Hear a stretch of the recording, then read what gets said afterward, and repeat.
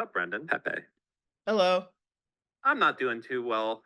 Just been thinking about an old Brendan I knew back in the day. How are He's you dead guys now. doing today? Anyways, We're doing great, Brendan. What do you got for us? So What's up, I Brendan? wanted to ask you guys, well, specifically Destiny, ahead, but Brendan. Dan, you're more than welcome as well. As an Okay, that's fine. influential A little political offended, Brendan, but Oh, that's fine. sorry. As an influential political commentator, you hear from people that you have de-radicalized. Do you think you de-radicalize more far left or far right people? I have no idea. At this point, I mean, it just depends on who I'm fighting with the most. If I'm fighting with far left people, it's going to be far left people. If I'm fighting with far right people, it's going to be far right people. So on the Palestinian stuff, it's probably far left people. But I'm fighting with like Trumples, it's probably far right people. Just depends on who we're fighting with, right? Do you employ different communication strategies when de-radicalizing someone on the left versus the right? Probably not. It's probably going to be pretty similar. Try to speak to people from their frame of reference, and yeah. Well, yeah, like how that looks applied might be a little bit different because different people attack you in different ways, and different people have conversations in different ways. But it just depends. Is one more satisfying to de-radicalize? No, I don't think so. No, it just depends on what's going on.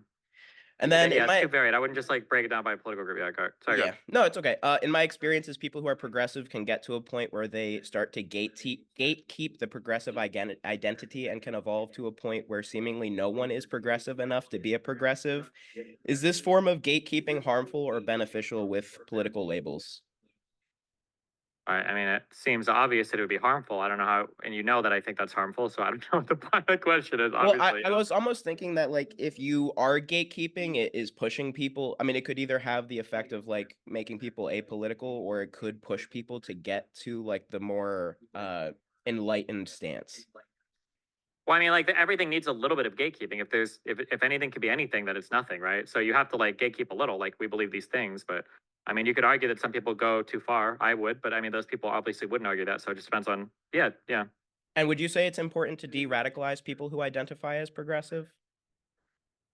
I don't know. I don't think of like de-radicalizing people, and I don't think of like progressives or like conservatives or Trumples. I just think of like there are certain beliefs that I think people shouldn't have, and I try to fight against those like particular beliefs. I'm not like I don't usually go after like ideologies or whatever. Is the far left more dangerous than the far right, or vice versa? In what regard? In I mean, like the far left have, average, like way more in the presence. average regard. In the aggregate, in the United States, I would say that the right has way more legislative power and is closer to enacting like real like presidential power and stuff. But the left has like more controls on like cultural levers of power and like schools. So I mean, I would say like right now, my main concern would be like people like Donald Trump more than like the kids at school. But slightly left-hand turn here. Have you ever looked into the role that Christian talk radio has on shaping societal beliefs? Nope. It's like the AM radio shit, right? I know. Yeah, I thought that was interesting because I have a. I used to listen to in Omaha 100.7 The Bridge, and it was about like Christian people. I found that interesting because there would be like Christian rock. They'd have like excerpts from Mark Laurie, who was like a Christian comedian. They would have what was it? There were a couple bands. Mercy Me was one. There were a couple of like Christian rock bands. Yeah. What the Christian stuff? What do they say? Like, imagine I just. Well, that's why I was asking because right my aunt is a very like fundamentalist Christian lady. Are they like?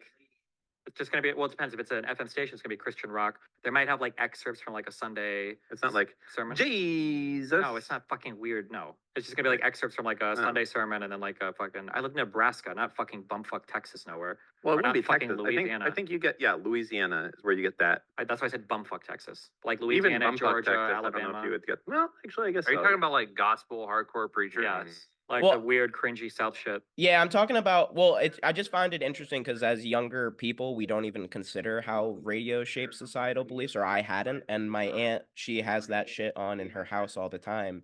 And when I was there, the person on the radio was literally saying, if you ever hear someone talking about socialism, they are of the devil, and you should run as quickly as you can in the opposite direction. And I just was like, this is on the radio? Like.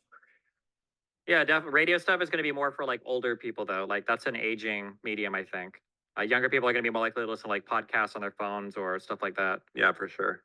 And I would also say in the past, I think talk radio was like very influential. People like Rush Limbaugh were incredibly popular and like very influential figures. Like they'd meet with presidents and like people would talk about what they'd say. But these days, I don't think talk radio stuff gets referenced that much anymore. That's what it feels local.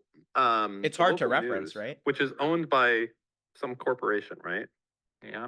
I've seen the. It's like video yeah. That talking about that, Sinclair. Yep, I'm talking about Sinclair. I remember. That's right. The Reddit video.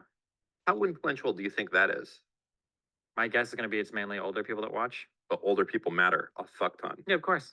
like the most. So True. Sinclair, they hold the real cards. They can swing elections if they want to, essentially.